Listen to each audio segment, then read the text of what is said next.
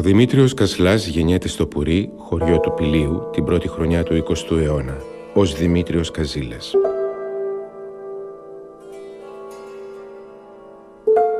Είναι γιος του Γεωργίου Καζίλα και της Μαρίας Διακουμή.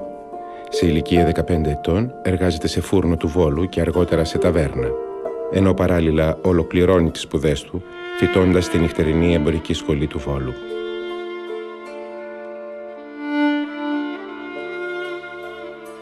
Στις 24 Ιουνίου του 1920 κατατάσσεται κληρωτός στη Λάρισα. Εκεί αλλάζει το όνομά του από Καζίλας σε Κασλάς και στα τέλη Ιουλίου της ίδιας χρονιάς, με τη μικρασιατική εκστρατεία να είναι σε εξέλιξη, βρίσκεται στη Σμύρνη. Υπηρετεί στο Τάγμα Ασφαλείας Σμύρνης και στο 31ο Σύνταγμα Πεζικού. Τον Ιανουάριο του 1922, μαζί με άλλους 1.200 στρατιώτες, δίνει εξετάσεις και εισάγεται στον ουλαμό έφεδρων αξιωματικών του Αφιών Καραχισάρ, 97ος στους 225 επιτυχόντες. Επέτυχε, εφήτησε στη σχολή και απεφήτησε αυτής και εν συνεχεία ενετάχθη μαχήμους μονάδας, έλαβε μέρος στην εκστρατεία της Μικράς Ασίας και φτάνουμε στον Αύγουστο του 1922 με τη μεγάλη επίθεση των Τούρκων, του Κεμάν, τη σύμπτυξη των ελληνικών στρατευμάτων, κατά την οποία ο Κασλάς συνελήφθη αιχμάλωτος.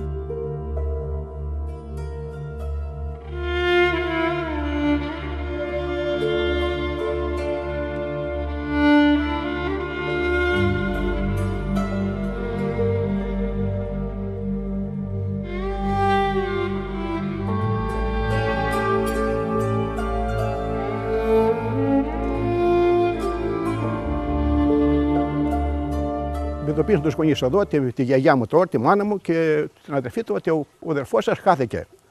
Κάνουν αυτό που ήταν σωστό, σαν χριστιανοί που ήταν, τα μνημόσυνα, όλα αυτά τα καθιερωμένα που έχει η Εκκλησία μας.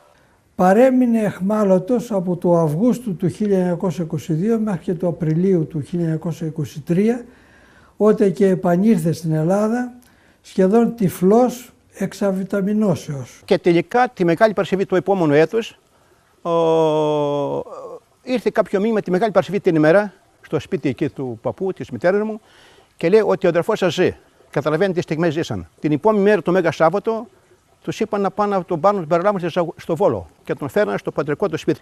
Ζούσαν αυτή τη χαρμολύπη, θα λέγαμε, γιατί πιστεύω ότι ήταν χαμένος, κοντά χαρά, αλλά δεν πιστεύω ότι ήταν τυφλός ο Κασλάς. Και δεν του είχαν πει, ούτε και αυτός έλεγε: ξέρεις τι, είμαι τυφλός, δεν κρέπω παιδιά. Το κρύβε στην αρχή. Προοδευτικός επανήρθε το φως του και μονιμοποιήθη στο στράτευμα. Μονιμοποιήθη ως μόνιμος πλέον αξιωματικός ανθιπολογός του Πεζικού το 1924. Υπηρετεί σε διάφορα συντάγματα, ανάμεσά τους και το 42ο Σύνταγμα Ευζώνων στη Λαμία, όπου τον βρίσκει το 1931 με το βαθμό του υπολογαγού. Στις 22 Νοεμβρίου αυτής της χρονιάς παντρεύεται τη Μαρίκα Χατζηγεωργίου και λίγα χρόνια αργότερα το ζευγάρι αποκτά 2 γιους, το Γιώργο και το Γιάννη.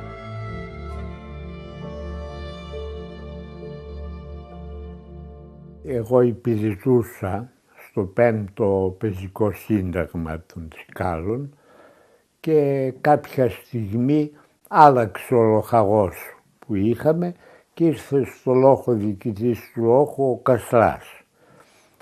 Με βρήκε εμένα στο γραφείο. Ήμουν με τον Υπηλοχία, ένα γραφείο είχαμε εκεί, δίπλα το γραφείο του λοχαγού, και εγώ ήμουν ο σιτιστής, έκανα τα χρέη σιτιστού γιατί ήμουν απλός στρατιώτης. Τον γνώρισα τον Κασλά σαν έναν ήπιο άνθρωπο, πολύ ήπιο άνθρωπο. Ήταν μιλίχιος πολύ, κοντός, παχής, λίγο δυσκίνητος και πολύ απλός στη συμπεριφορά του. Δεν έδειχνε κανένα στοιχείο ροϊκό απάνω του, το οποίο να έχει σχέση με τη μετέπειτα δράση του.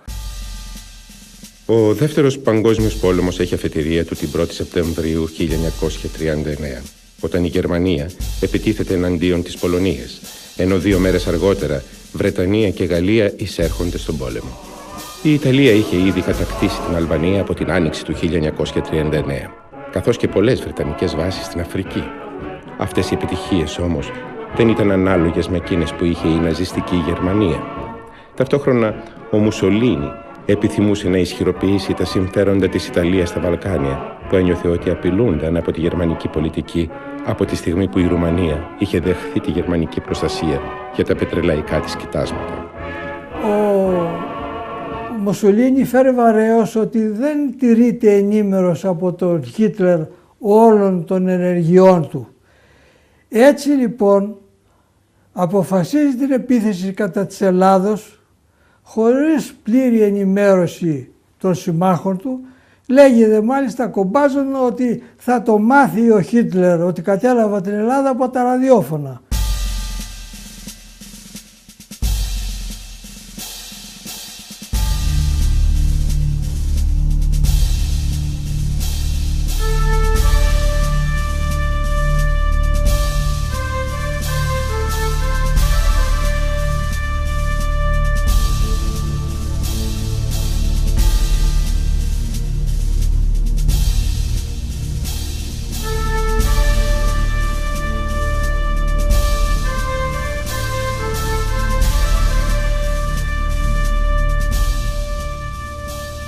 Οι Καρδιτσότες και οι Τρικαλινοί επιστρατεύθηκαν στα Τρίκαλα, στο 5ο και το 51ο Σύνταγμα Τρικάλων. Και στη στρατιωτική ιστορία δεν αναφέρεται σχεδόν πουθενά σαν πρώτη μεραρχία, αλλά σαν σιδηρά μεραρχία των Θεσσαλών. Ο πόλεμος του 1940 τον βρίσκει λοχαγό στα Τρίκαλα, στο 5ο Σύνταγμα, στο δεύτερο τάγμα. Το δεύτερο τάγμα του 5ου Συντάγματος ήταν μια μονάδα η οποία είχε βρεθεί στην πρώτη γραμμή από την αρχή του πολέμου. Όταν εκδηλώθηκε η Ιταλική επίθεση, βρέθηκε αμέσως στην πρώτη γραμμή και συμμετείχε σε μια σειρά αμυντικών αγώνων στην αρχή. Ο αμυντικός αγώνας του ελληνικού στρατού δίνεται από τις 28 Οκτωβρίου ως τις 13 Νοεμβρίου του 1940. Ενώ στο μέτωπο της Υπήρου η 8η Μεραρχία Πεζικού πετυχαίνει να αναχαιτήσει τους Ιταλούς στην προωθημένη αμυντική τοποθεσία Ελαία Καλαμάς, στον τομέα της Πίνδου η συντριπτική υπεροχή των Ιταλών εξαναγκάζει τις ελληνικές δυνάμεις σε σύμπτυξη μέχρι το χωριό Βοβούσα. Οι Ιταλοί και ειδικότερα η Μεραρχία Τζούλια, η οποία είχε επιτεθεί στην Πίνδο, αφού διέλυσε τις ελληνικές προφυλακές που αμήνονταν στα σύνορα, το γνωστό απόσπασμα Πίνδου ή Δαβάκη, είχε φτάσει μέχρι τη Βοβούσα. Στις 3 Νοεμβρίου ήμεθα στη Βοβούσα. Είναι το πρώτο σημείο που συναντήσαμε τους Ιταλούς. Μαζί με το 51 και το 52 Σύνταγμα, αναχαιτήσαμε τους Ιταλούς, τους διώξαμε από τη Βοβούσα και ακολουθήσαμε το δρομολόγιο Δίστρατο, Άρματα, Πάδες, Πολυσέλη, Παλιοσέλη. Ανεβήκαμε στον Κλέφτη και πηγαίναμε να ανακαταλάβουμε την Κόνιτσα. Ο ταγματάρχης Κασλάς αυτή την αρχική περίοδο του πολέμου με τον βαθμό του λοχαγού ήταν διοικητής του λόχου Πολυβόλων. Ανέλαβε την διοίκηση του τάγματος προαχθής σε ταγματάρχη μετά τον τραυματισμό του διοικητή του τάγματος στις 17 Νοεμβρίου του 1940. Στις 31 Οκτωβρίου το τάγμα του Παπαβασιλείου Κασλά ευρίσκεται στο χωρίο Βρυσοχώρη, το οποίο είναι απέναντι από μία διάβαση του ΑΟΟΥ. Εκεί βλέπει να κινείται μία φάλαγγς η Ιταλική με πεζούς και μεταγωγικά κατά μήκος του ΑΟΟΥ, τάσει τα πολυβόλα και βάλει κατά της Ιταλικής φάλαγγος. Οι Ιταλοί ευνηδιάζονται και διασκορπίζονται και αυτό αποτελεί την αρχή της αποτυχίας της Μεραρχίας Τζούλια. Οι Ιταλοί είχαν οχυρωθεί γιατί είχαν αρκετές ημέρες που κατήχαν την Κόνιτσα και δεν μας αφήναν να προχωρήσουμε. Μόλις βγαίναμε έξω από το δάσος, έβαζαν κατοικιστικά περά και μας ανάγκαζαν να υποχωρήσουμε. Ο πρώτος που επιτέθηκε ήταν το τάγμα του Κασλά. Επιτέθη με το δικό του τάγμα, έφτασε μέχρι ένα σημείο, Δεν μπόρεσε όμως να αντέξει να προχωρήσει, επειδή είχε πολλούς τραυματίες και νεκρούς, αναγκάστηκε να υποχωρήσει. Όταν κατέβαινε προς τα κάτω, εμείς ανεβαίναμε το δικό μας το τμήμα και μας φωνάζει από μακριά, μη φοβάστε ρε, μη φοβάστε, είναι δειλοί, θα τους νικήσουμε, θα τους φάμε, μην τους φοβάστε. Δυνατά να ακούει όλο το βουνό. Στις 14 Νοεμβρίου του 1940, ο ελληνικός στρατός αναλαμβάνει γενική αντεπίθεση με αντικειμενικό σκοπό την ανακατάληψη του εδάφους που είχε κατακτηθεί από τους Ιταλούς. Ανακαταλαμβάνεται η Κόνιτσα στις 16 Νοεμβρίου. Στις 17 του μηνός ο Παπαβασιλείου έρχεται στο τάγμα, αλλά τραυματίζεται σοβαρός και τη διοίκηση του τάγματος αναλαμβάνει ο Κασλάς. 21 Νοεμβρίου πέρασαν τα σύνορα και το πρώτο χωριό επί αλβανικού εδάφους, το οποίο κατελήφθη από τον ελληνικό στρατό και μάλιστα από το 5ο Σύνταγμα, ήταν το Λεσκοβίκι. Εκεί στο Λεσκοβίκι βαδίσαμε προς το 1200 στα υψώματα της Κλεισούρας. Μαζί τα τάγματα πήγαιναν, παρατάξει. Στις 25 Νοεμβρίου καταλαμβάνεται το Δέλβινο, το οποίο κατοικείται από Έλληνας αποκλειστικός. Συγκεντρούνται οι Έλληνες και ζητούν από το τάγμα να πάει στην εκκλησία. Ο Κασλάς λέει δεν μπορούμε τώρα να σταματήσουμε επιχειρήσεις για να παρακολουθήσουμε δοξολογία, συνεχίζονται οι επιχειρήσεις, προχωρεί το τάγμα. Αλλά τους προσφέρουν όμως φαγητό και έτσι, γιατί είχαν και διακοπή ανεφοδιασμού και πολλοί στρατιώτες επίνασαν τις μέρες εκείνες. Αλλά τράβηξαν τα λεωφορεία, μεγάλη πείνα, δίψα, στόχια, ξύρα, τα πάντα. Δεν λέει τι, τυραννία. Εμάς παιδιά ο πόλεμος με τους Ιταλούς δεν μας φόβησε. Μας φόβησε η πείνα περισσότερο. Η πείνα και η ψήρα, αλλά ο ελληνικός στρατός αν είχε ψήκωρα μάρα ψωμί τη μέρα, τίποτα φαγητό, ψήκωρα μάρα ψωμί, θα πάρει στη Ρώμη, έτσι ο στρατός ήταν. Υπό τη διοίκηση λοιπόν τώρα του αντισυνταγματάρχου Κετσέα, ο οποίος το Δεκέμβριο γίνεται συνταγματάρχης, όπως και ο Κασλάς γίνεται ταγματάρχης σε Πανδραγαθία. Προωθείται πλέον προς Κλεισούρα.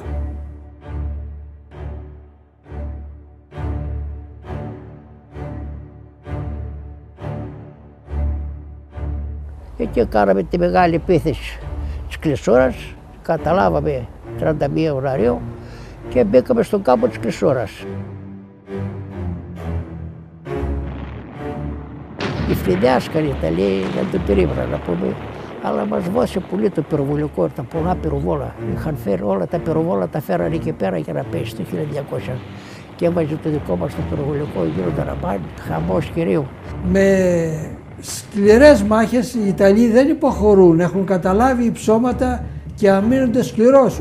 Όταν φεύγουν οι Ιταλοί φεύγουν διότι απειλείται η κύκλωσή τους από προχωρούντα ελληνικά τμήματα. Βαρύτε. Τι να παρέχεις.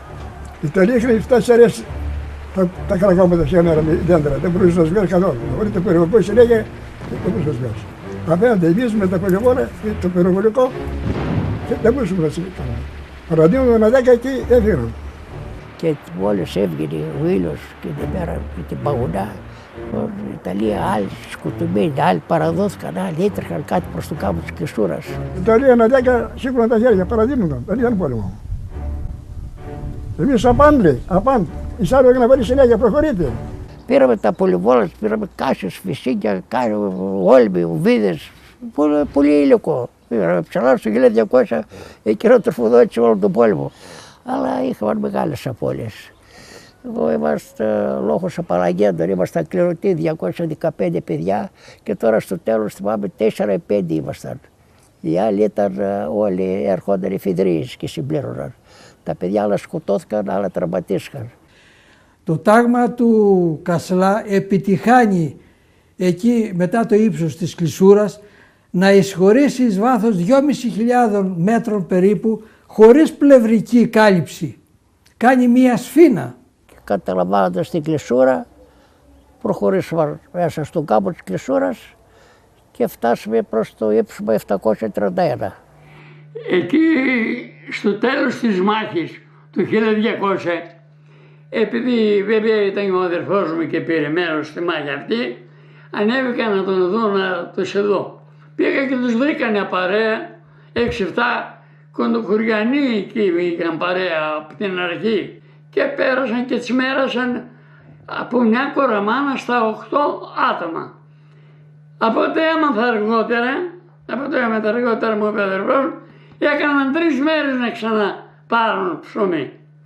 Το δρυμεί ψύχος, οι απώλειες τις οποίες έχουν υποστεί, οι ανεφοδιασμοί οι οποίες δεν έρχονται και όλα αυτά αναγκάζουν τις ελληνικές δυνάμεις εις μίαν παθητική στάση κατά την περίοδο εκείνη και φτάνουμε στις αρχές Μαρτίου.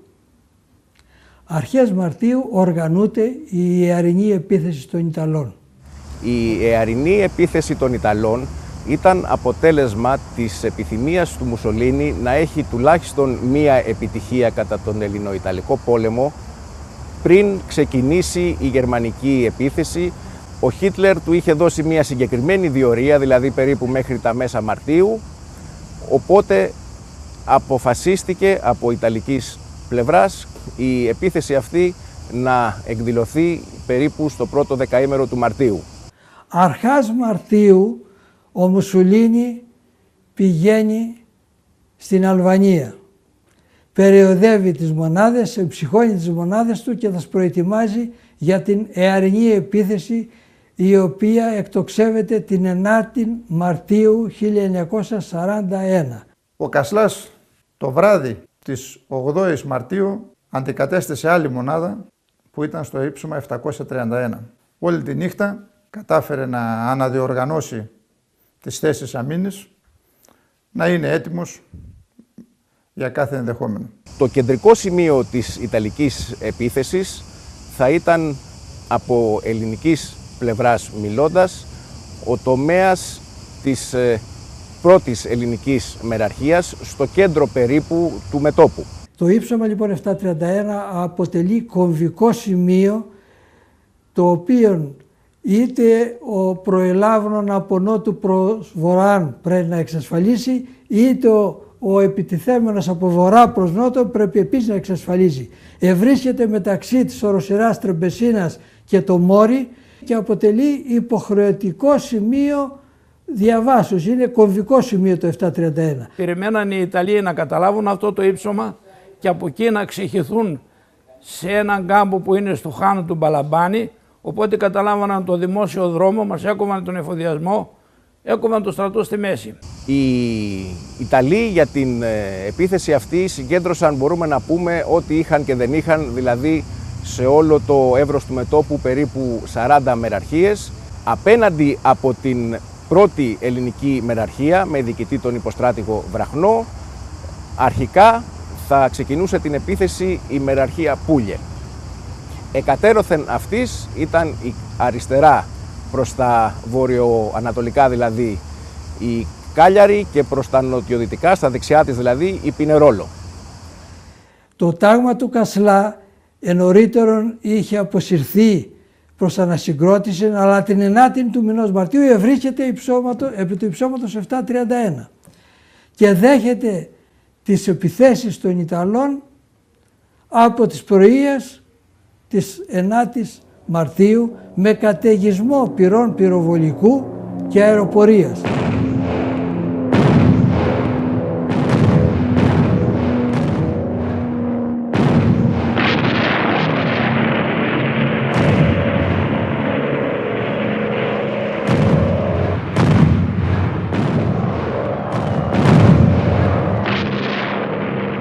Καίγεται κυριολεκτικό στο ύψωμα. 400 πυροβόλα και εισάρθμα περίπου ιταλικά αεροπλάνα βάλουν επί του υψώματος. Οι οβίδες πέφταναν 500 μαζί.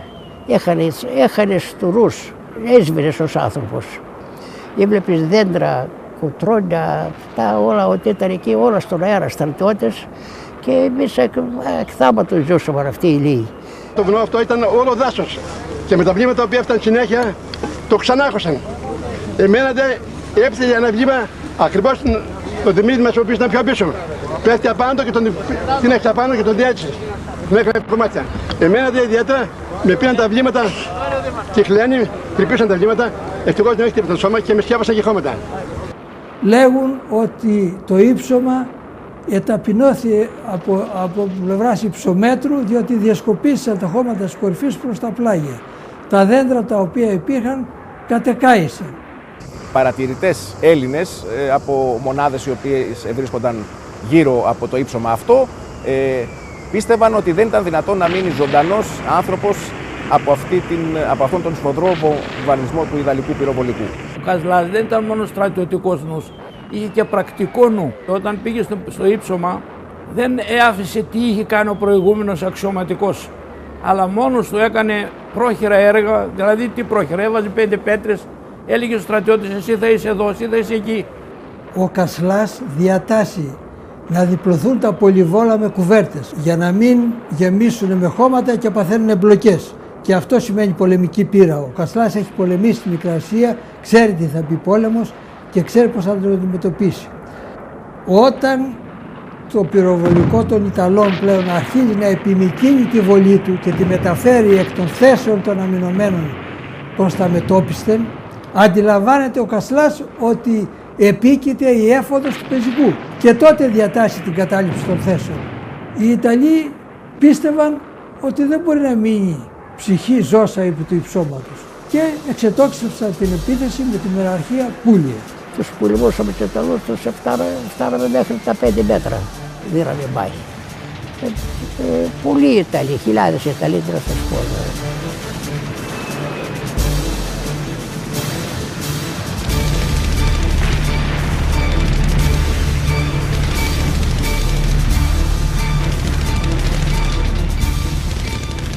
Όταν είναι διαταγή, δεν θα υποχωρήσει κανένας, θα περάσουν οι Ιταλοί απάνω στα πτώματά σας. Δεν θα κάνει ούτε βήμα κανένας. Επί των κατεχομένων θέσεων θα αμυνθόμεν μέχρι σε σχάτων. Ουδής θα κινηθεί προς τα οπίσω. Προμηνύεται η λυσόδης επίθεσης του εχθρού. Τότε μόνον θα διέλθει ο εχθρός εκ της τοποθεσίας μας, όταν αποθάνομεν άπαντες επί των θέσεών μας.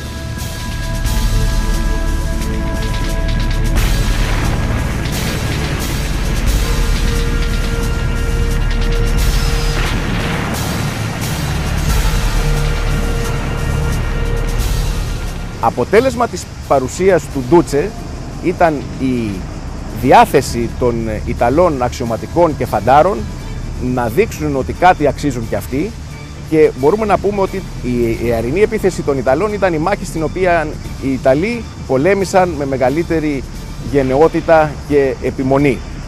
Ορισμένοι οπλίτες πιστοχώρησαν, δηλαδή πανκοβλήσαν.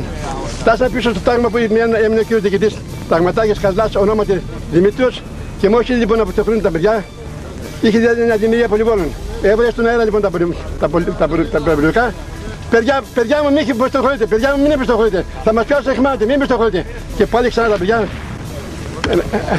άρχισαν λοιπόν να εμψυχώνονται. Το τι γίνονταν εκείνη την ώρα δεν λέγονταν. Να βάζουν συνέχεια τα αεροπλάνα να βομβαρδίζουν. Τα πυροβόλα να βάζουν. Εμείς όμως τα λέει, απάνω παιδιά, μην φοβάστε, θα το σπάμε. Όταν οι εφοδεύοντες Ιταλοί αναπτύσσονται για την επίθεση, βρίσκονται πρώτων πυρών των πολυβόλων των αμυνωμένων τμήματων και του πυροβολικού και αποδεκατίζει τις φάλαγγες των Ιταλών. Όταν έκαναν επίθεση οι Ιταλοί, εμείς κάναμε το φραγμό με τα πολυβόλα και δεν μπορούσε να περάσει άνθρωπος. Και εντούτοις τα καταφέραμε, πολλές σταματούσαμε και την προχαγή αυτή, παιδιά με φοβάστε απάνω εγώ, και τους αποκρούσαμε όλους, δεν μπόρεσαν να προσβάλλουν από εκεί, ποτέ από εκεί, από τις θέσεις μας. Σκοτώθηκαν πάρα πολλοί Ιταλοί, μέχρι σημείο που έφτασαν τη δεύτερη μέρα, την τρίτη μέρα να ζητήσουν με παπάδες κλπ. Να έρθουν να έγινε και χειρία για να διαβάσουν μνημόσυνο στους πισόντες. Από τις συνεχείς διαταγές του Κασλά προς τα προκεχωρημένα τμήματά του, αλλά και τις αναφορές του προς την διοίκηση του συντάγματος και της μεραρχίας, φαίνεται ότι ο ίδιος ήταν αποφασισμένος να πεθάνουν και αυτός και οι άνδρες του, αλλά οι Ιταλοί να μην περάσουν. Δεν υπάρχει στο 731 άλλο πίσω. Είσαι στην πρώτη γραμμή πεθαμένος. Δεν μπορείς να πας πουθενά άλλο. Ο Μουσολίνι παρέμεινε στο μέτωπο σε όλη τη διάρκεια της αερινής επίθεσης, παρόλο που από την δεύτερη μέρα φαίνεται ότι είχε καταλάβει ότι η επίθεση δεν πρόκειται να πετύχει. Τέτοιες επιθέσεις, εάν δεν επιτύχουν τις πρώτες ώρες, δεν πετυχαίνουν ποτέ. Προς το τέλος όμως ο Μουσολίνι ήταν πραγματικά απογοητευμένος και αηδιασμένος, όπως καταγράφηκε ότι δήλωσε ο ίδιος με τους στρατηγούς του, θεωρώντας ότι τον είχαν κοροϊδέψει παρουσιάζοντάς του τα πράγματα διαφορετικά από ό,τι ήταν. Έτσι λοιπόν, πριν την επίσημη ολοκλήρωση της επίθεσης, απεχώρησε απογοητευμένος και επέστρεψε στην Ιταλία. Οι Ιταλοί, απαγοητευμένοι από τις καταμέτωπων επιθέσεις, επιχειρούν να διεισδύσουν μέσω της χαράδρας που βρίσκεται μεταξύ του 731 και Τρεμπεσίνας, της χαράδρας Προημάθ. Η επίθεση αυτή των Ιταλών αντιμετωπίστηκε με επιτυχία όταν τυχαία εντοπίστηκαν από τμήματα του τάγματος το οποίο θα αντικαταστούσε το τάγμα του Κασλά. Το τάγμα λοιπόν του Κουτρίδη που βρίσκεται πίσω από το τάγμα του Κασλά είναι πάνω στο χείλος της χαράδρας Προημάθ και κάτω στα πόδια της βλέπει τους Ιταλούς. Όταν η ομίχλη πλέον διαλύεται, οι Ιταλοί βρίσκονται μεταξύ πυρών πυροβολικού και πυρών πεζικού, τα οποία κατά παύστος βάλουν, οπότε διαλύεται και συλλαμβάνεται σχεδόν ολόκληρος η δύναμης, κάπου 526 μας αναφέρει ο Κασλάς, συνελήφθησαν αιχμάλωτοι, μεταξύ των οποίων και 3 ταγματάρχοι. Οι Ιταλοί έρχονταν άοπλοι από εκεί, γλυντώντας, νόμιζαν ότι δεν έμεινε κανένας Έλληνας. Και τους συνέλαβαν και τους έβαιναν κάτω στο δρόμο, πήραν το δρόμο της αιχμαλωσίας οι Ιταλοί. Και ο στρατός περιποιημένος μας χαιτούσαν εμάς παιδιά και κουρούσαν το κεφάλι. Τι να κοιτάξουν. Εγώ είχα τα γόρατα έξω. Παπούτσια ψηλά στα ποδάρια. Ρακίντε τους. Και είχα έτσι αυτό το πρόσωπο, τα κοκαλάκια είχα μόνο. Δεν είχε μείνει τίποτα άλλο. Και βασίλισμα και κουρούσαν το κεφάλι. Τι είναι αυτή, παγανά είναι, ο κόσμος είναι. Τι είναι αυτή. Και ρωτάει ο Κασλάς τον ταγματάρχη, τον ένα ταγματάρχη, ποιος ήταν αντικειμενικός σου σκοπός, το ύψο 731. Τώρα το κατέλαβες, το είσαι το 731. Ήταν ο Μουσολίνης απέναντι από το 731. Το ξέραμε και που, όπως είπαν οι αιχμάλωτοι. Και λέει ο Σχεβαλάκης, παιδιά, το βράδυ θα πάμε μια διμερία. Ποιοι είστε, να βγείτε εδώ, να πάμε να πιάσουμε τον Μουσολίνη, να αλλάξουμε τον νου της ιστορίας. Τι λες, το λένε και τα παιδιά, θα σκοτωθούν. Πρέπει να ακούσει, ελάτε κοντά με αυτό, θα τον πιάσω, να αλλάξουμε τον νου της ιστορίας. Τώρα ήταν πολύ παλικάρι αυτό το παιδί. Και ώσπου σκοτώθηκε πάει στο 731. Αυτός που λυμούσε όρδιος. Ήταν ένας κριτικός, αξιωματικός και τον είπε, κύριε Κασλά, κύριε Ταγματάρχα, αν τυχόν σκοτωθώ να με θάψεις και αν σκοτωθείς εσύ θα σε θάψω εγώ.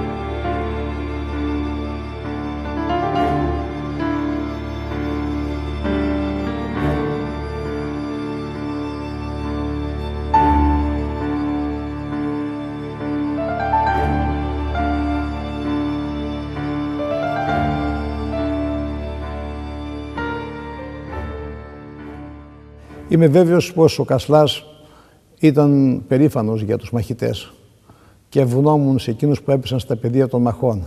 Μετά από 68-69 ολόκληρα χρόνια τακτοποιείται μια μεγάλη εθνική κρεμότητα. Οι άταφοι, οι προσωρινά θαμμένοι, οι 7.936 πεσόντες εκεί στη Βόρειο Ήπειρο, συμφωνήθηκε με την Αλβανία να αναπαυθούν στα στρατιωτικά κημητήρια, στους βουλιαράτες και στα σπινά της Κρυσούρας. Το 731 δεν το κρατούσε οποιοδήποτε αξιωματικός. Ο Κασλάς κατόρθωσε και το κράτησε. Και αυτό είναι προς έπαινό του και προς τιμή του. Η ήττα των Ιταλών ήταν αποτέλεσμα της στρατιωτικής ηγεσίας στα προκεχωρημένα σημεία με επικεφαλής τον ταγματάρχη Κασλά και ο ηρωισμός, η αγωνιστικότητα και η αποτελεσματικότητα των δυτικοθεσσαλών στρατιωτών. Ο συνδυασμός αυτών των δύο σημείων, αυτών των δύο στοιχείων των θετικών για τον ελληνικό στρατό έφεραν αυτό το θετικό αποτέλεσμα. Την πρώτη ήττα του άξονα στον Δεύτερο Παγκόσμιο Πόλεμο. Το ύψωμα 731 εξακολουθεί να παραμένει σε ελληνικά σχήρας μέχρι και τις 14 Απριλίου, κατά την οποία δέχεται επίθεση την οποία αποκρούει.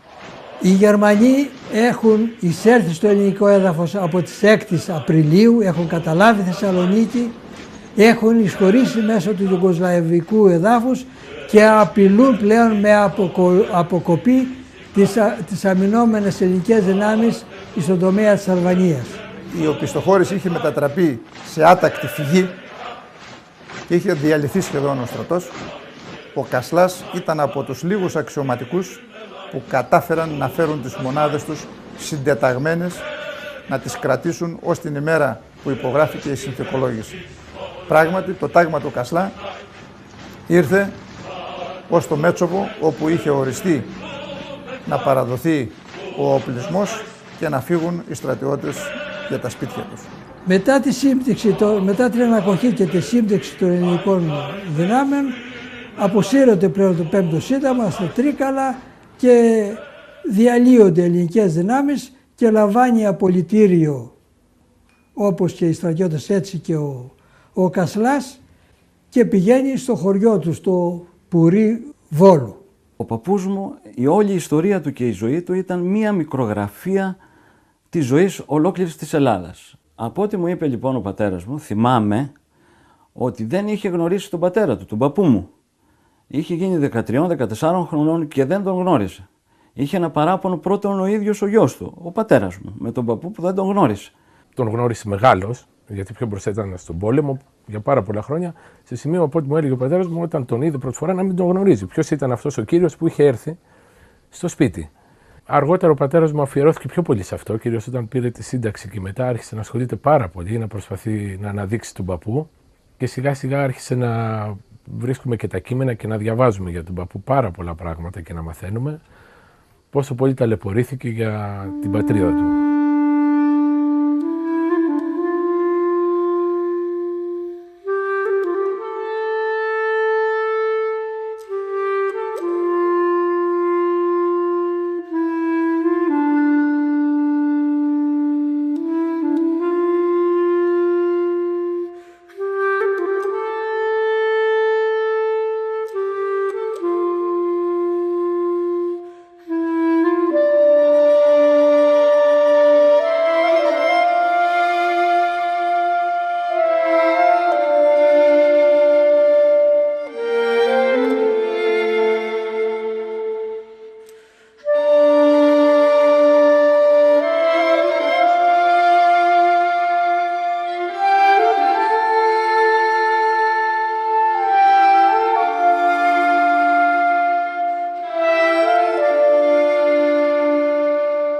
Ο Κασλάς είναι αποφασισμένος να μη συλληφθεί εχμάλωτος. Το λέει, μια φορά εγώ πέρασα εχμαλωσία, δεύτερη δεν την ξαναπερνάω. Και έτσι βρίσκουμε κατά τη διάρκεια της κατοχής τον Κασλά να εντάσσεται στις δυνάμεις αντιστάσεως. Είχε αναλάβει τη διοίκηση του 52 συντάγματος πεζικού του Ελλάς, το οποίο έδρασε στην περιοχή νότια του Δομοκού προς Ρεντίνα και Λαμία και έδωσε εκεί αρκετές νικηφόρες μάχες.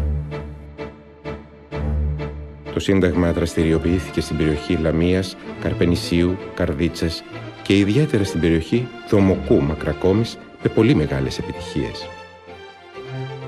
Ανάμεσα στις μάχες που δίνει το 52ο Σύνταγμα του Ελλάς υπό τη διοίκηση του Δημήτρη Κασλά είναι εκείνες στο Μεσενικόλα, το Παλιούρι, τη Μακρακόμη, το Λιανοκλάδι και τον Δομοκό.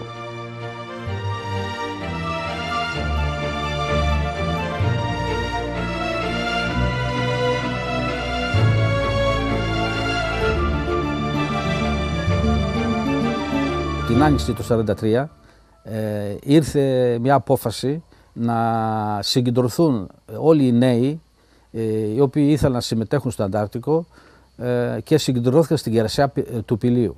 Με πεζοπορία περίπου 3 μέρες βρεθήκαν στη Ρεντίνα, όπου υπήρχε η δίκηση τότε υποοργάνωση του 52ου Συντάγματος του Ελλάς υπό τη δίκηση του ταγματάρχη Δημήτριου Κασλά. Ο Κασλάς μπαίνα για άλλα 4-5 παιδιά, τα φώναξε χώρια, κατάλαβες από τα άλλα, και μου λέει ελάτε εδώ εσείς, και εμένα μας έβασε συνδέσμους δηλαδή, συνδέσμους. Και σαν σύνδεσμος εγώ με έστειλε κάπου να πούμε και γύρισα πίσω και το είδε ότι ωραία, τι ωραία αυτός τόσο γλίγορα πάει και φύγει. Και είχε μια ιδιαίτερη συμπάθεια για μένα, τίποτα άλλο. Ο πατέρας μου επιλέχθηκε σαν σύνδεσμος. Βρισκόταν δίπλα στο Κασλά και εκτελούσε διαταγές του Κασλά σαν σύνδεσμος. Μετέφερνε σημειώσεις, διαταγές και άλλα έγγραφα από τον Κασλά και επέστρεφε με πληροφορίες από τους υποδίκησή τους αξιωματικούς. Μιλούσε με τον καλύτερο τρόπο, όχι εμένα μονάχα, αλλά σε όλα τα παιδιά. Να πάρεις υπόψη ότι ήταν ένας άνθρωπος που είχε 1000 άτομα δηλαδή. Λοιπόν, και χιλιάδες και που τον αγαπούσαν όλοι. Όταν φύγανε οι Γερμανοί, το Σύνταγμα βρέθηκε στο λόγο που έδωσε ο Άρης Βελουχιώτης στην κεντρική πλατεία της Λαμίας. Θυμάμαι τον Άρη Βελουχιώτη που ήρθε στην πλατεία και όλοι εκεί ακούσαμε, μαζεύτηκε ο κόσμος και ακούσαμε το λόγο που μας είπε, ήταν στο τέλος, να πούμε, όταν έφυγαν οι Γερμανοί.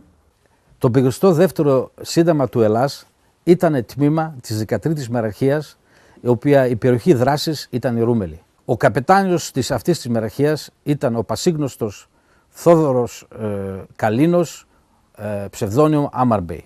Από όλη την πορεία διαπίστωσα ότι πραγματικά ο αείμνηστος, Δημήτρης Κασλάς ήταν ένας πραγματικός Έλληνας, παλικάρι, με διοικητικές ικανότητες, με οργανωτικές ικανότητες και έτοιμος να θυσιάσει τη ζωή του, πολεμώντας ενάντια σε όλους εκείνους οι οποίοι θέλουν, να μας στερήσουν αυτά τα αγαθά που είναι η εδαφική ακεραιότητα, η εθνική ανεξαρτησία και η λαϊκή κυριαρχία. Κατάφερνε να εμπνέει τους στρατιώτες του να δίνουν την ψυχή τους.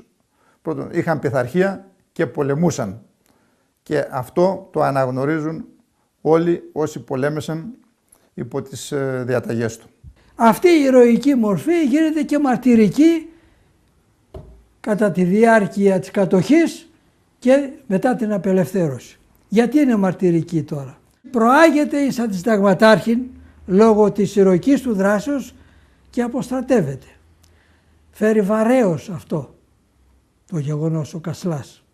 Μετά την συμφωνία της Βάρκηζας την πλήρωσαν πάρα πολύ αδίκως. Ο Κασλάς δεν αντιμετωπίστηκε όπως θα έπρεπε από το ελληνικό κράτος και αντί για εύσημα για την συμμετοχή του στην εθνική αντίσταση τέθησε στον πίνακα Β. Παρά τις υπηρεσίες του προς την πατρίδα, ο Δημήτρης Κασλάς μετά την απελευθέρωση εξορίζεται από το 1945 έως το 1948 στα νησιά Σέριφο, Ικαρία και Σαντορίνη. Ταλαιπωρήθηκε, πείνασε, ψήριασε και στο τέλος που ήρθε τι κατάλαβε? Ότι και μισθό δεν έπαιρνε ο πεθερός μου τα πρώτα χρόνια. Τον είχαν κόψει και τη σύνταξη. Τα βγάζαν πολύ δύσκολα. Εγώ όταν πήγα τα βγάζαν πολύ δύσκολα. Ο γιος του ο Γιάννης μου λέει, εγνώρισα έναν πατέρα του οποίου δεν εγέλασαν τα χείλη. Όταν έβγαινε έξω και πήγαινε κάτω στην παραλία, τον βλέπαν στρατιώτες που ήταν μαζί στον πόλεμο και τον φωνάζαν, κύριε Κασλά, κύριε Ταγματάρχα, δεν είμαι εγώ παιδί μου, κάνεις μεγάλο λάθος. Μα δεν είσαστε εσείς, δεν θυμάστε, δεν θυμάμαι παιδί μου, δεν είμαι εγώ. Κάποιος άλλος λέει είναι. Σαν μικρό παιδί, γυρνώντας μέσα στο σπίτι της γιαγιάς, έβλεπα τα μετάλλια, έβλεπα τα χαρτιά και τα βραβεία που είχε πάρει και πάντα αναρωτιόμουν τι ήταν αυτός ο άνθρωπος και τι έκανε για την πατρίδα του για να αξίζει αυτά τα πράγματα. Βέβαια και αυτά σαν μικρό παιδί δεν τα έδωσα σημασία. Πρώτη φορά που έδωσα και ένιωσα κάτι για τον παππού ήταν γύρω στα 14, εκεί που είχα αρχίσει να αναρωτιέμαι τι μπορώ να κάνω στη ζωή μου, τι θα γίνουν, όπως κάνουν όλα τα παιδιά. Και ένα από αυτά ήταν που σκεφτόμουν ήταν στρατιωτικός.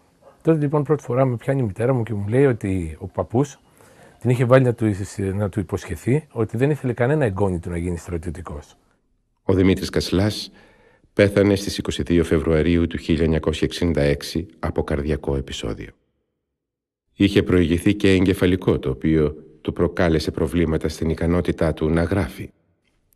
Το 1985, με την αναγνώριση και της Ιαμικής Εθνικής Αντίστασης, ο Κασλάς δικαιώθηκε και προήχθε σε ταξίαρχο, μετά θάνατον, όπως συμβαίνει συνήθως στην Ελλάδα. Ο ταγματάρχης Δημήτριος Κασλάς είναι μια σημαντική μορφή της σύγχρονης ελληνικής ιστορίας και από τις πράξεις του αντλούμε διδάγματα υψηλοφροσύνης, γενναιότητας και πατριωτισμού. Πιστεύω ότι και η πολιτεία θα δείξει τη δέουσα προσοχή στην προσωπικότητα του μεγάλου αυτού εθνικού μας ήρωα.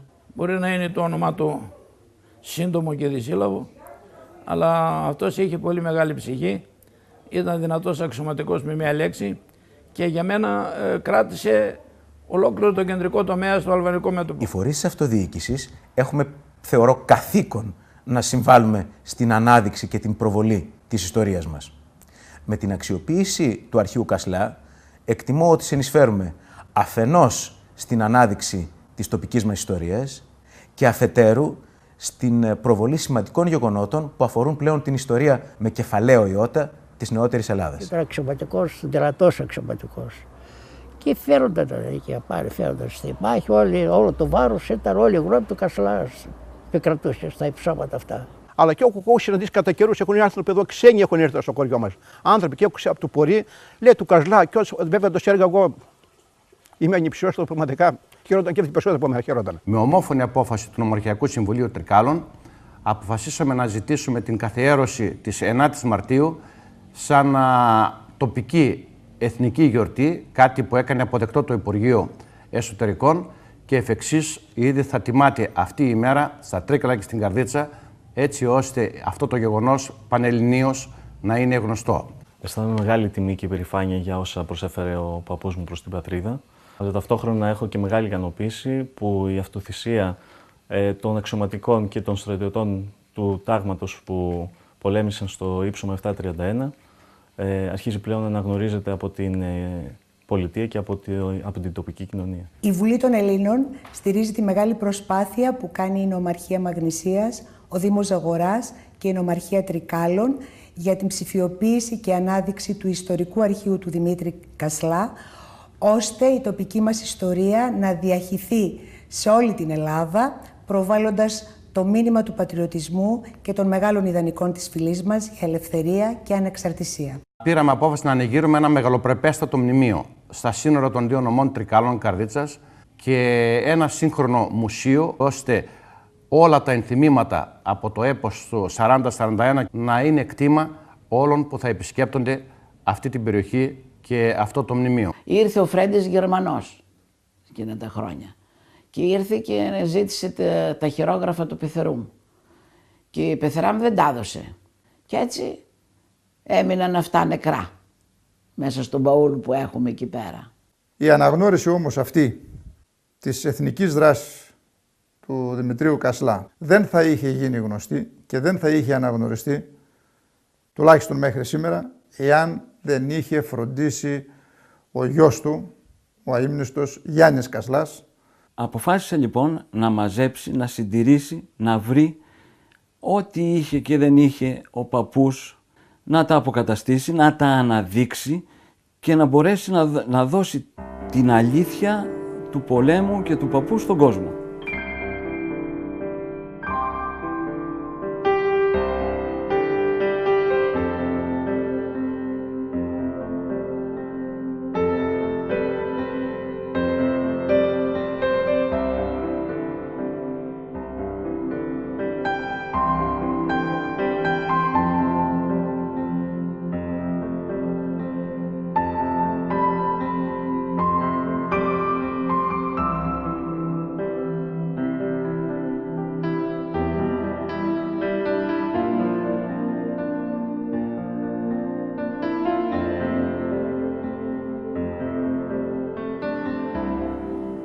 Και θυμάμαι το Γιάννη να έχει τη φωτογραφία του πατέρα του σε ένα κάδρο και να ανέρχεται στο ύψομα 731 λέγοντας, είναι συγκινητικό, πατέρα σου υποσχέθηκα να σε ξαναφέρω στο πεδίο της μάχης που δοξάστηκες. Δεν σας ξεχάσαμε. Ήρθαμε να προσκυνήσουμε το ύψομα που θυσιαστήκατε. Ευχαριστώ τον Θεό που με αξίωσε να ανέβω κι εγώ το Γολγοθά όπως είχατε ονομάσει αυτό το ύψομα και να φέρω μαζί μου και τη φωτογραφία του πατέρα μου για να ακούσετε ξανά μετά από τόσα χρόνια την πρώτη διαταγή του το πρωί της 9 Τρίτου του 41. Θα τη διαβάσω από το πρωτότυπο. Αυτό το μπλοκ το είχε μαζί του. Επί των κατεχομένων θέσεων θα μεθώμε μέχρι σε σχάτων. Ο Δίθ θα κινηθεί προς τα οπίσω. Εψυχώσατε άντρα σας και τονώσατε το ηθικότον.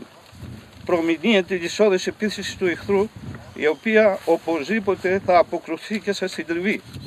Τηρήσαμε ενήμερον τακτικής καταστάσεως. Επαναλαμβάνω, τότε μόνο θα διέρθει ο εχθρός εκ της τοποθεσίας μας, όταν αποθάνομαι άπατης επί των θέσεών μας.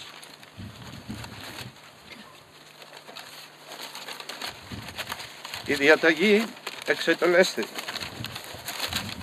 Η πατρίδα δοξάστηκε. Αιωνία σας η μνήμη.